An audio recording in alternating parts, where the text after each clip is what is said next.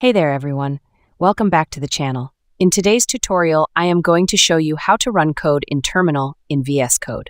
So let's dive right in. Right now, you might be facing this issue. You press the Run Code button to execute your code, and although the output window pops up, it won't accept any inputs.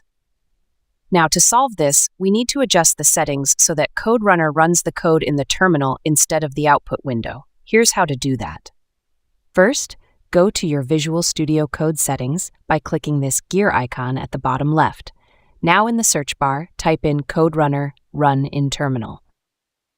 Once you search for that, you should see an option that says Code Runner Run in Terminal. Make sure to check this box. That's it. Now let's close the settings and run the code again to see the difference. Alright, now that we've adjusted the settings, let's hit the Run Code button again. As you can see, the code is now running in the terminal. And there you go. It has added the two numbers together, and the output is displayed right here in the terminal. Problem solved.